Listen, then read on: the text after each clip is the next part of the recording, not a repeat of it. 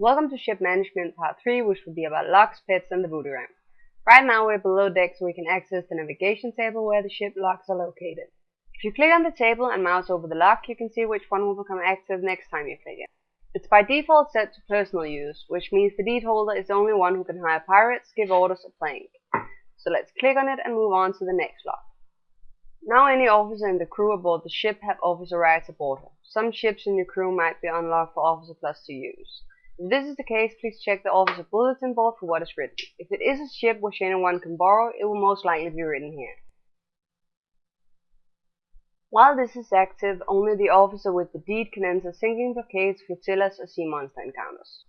If we click again, the ship will become battle ready, which means any officer in the crew may sail into sinking blockades, flotillas, or sea monster encounters, just as it says. If we click the lock one more time, we'll be back to personal use. There's another cool little feature on the navigation table which allows you to set whether or not you want pets aboard. Pets tend to make noises which can become very annoying spam if you're on a big ship. Personally, I don't mind pets on a sloop.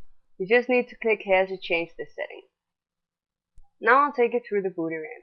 Booty ramp, what's that, you might ask? Well, it determines how much pro you get when you win a fight. I've added a link in the description where you can find all there is to know about it if you want to look it up again later. There's 8 different factors to the booty ramp, so let's go over them. The first factor is the piracy puzzle standing of the pirates aboard. Piracy puzzles are those puzzles that can be played aboard a ship. This includes sword fight and rumble. So if you hire 6 pirates with very low standings, meaning all below master, you will get less pro than if you hired 6 pirates with high stats, where the lowest standing would be grandmaster. Also, it's worth noting that a grandmaster at sword fight or rumble adds more points to the booty ramp than a grandmaster villager would, if you compare them individually. The second factor is the crew rank of the bridge barbarians you fight. These ranks goes from sailor to imperial. I'll go over how to see what they are in a later tutorial. But basically, the harder the ship you engage is, the higher the payout will be. This includes the size of the ship you engage. A warbrig would have more pro to pay than a sloop would. The third factor is the league strength. The ringers have added different shading of brown to the ocean map to give us an idea of how hard it is. It's very hard to see, but it's visible. The link I added to the description has a link under route difficulty to a map showing our ocean with this shading. You can of course also see the shading in-game as well. Anyway, it looks to me like there's 3 shades: dark brown, brown, and light brown.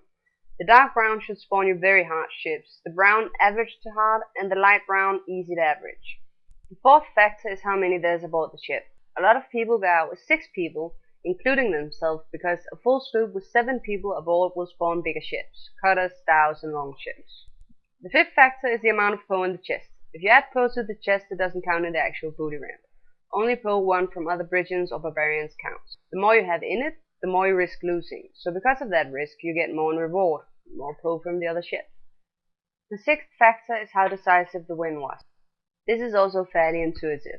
If your last battle was a clear victory, losing only 1 or 2 crew members in the melee on a war break, otherwise completely rolling over your opponents, then the next spawn will be tougher to try to gauge how powerful your crew is.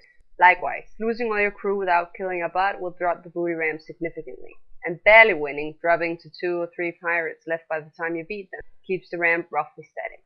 The 7th factor is the duty navigation puzzle. The better you do, the closer the ships you spawn will be to the difficulty chosen from the Configure Voyage interface. Therefore, it's in your best interest to let a pirate who's talented at the navigation puzzle navigate, so not only will you get more spawns, more battles, and more money, but also that your bridges will spawn to the right level of difficulty. Hard enough for you to beat for maximum payout, but not so hard that you'll lose and drop your existing booty ramp. Last but not least, the 8th factor: luck.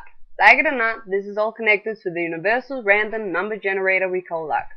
There are some bridges that will give you far more than you think you'll get, and a lot that will give you less than you feel you deserve.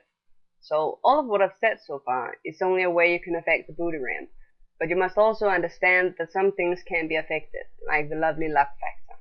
And that was it for this time. Thanks for watching.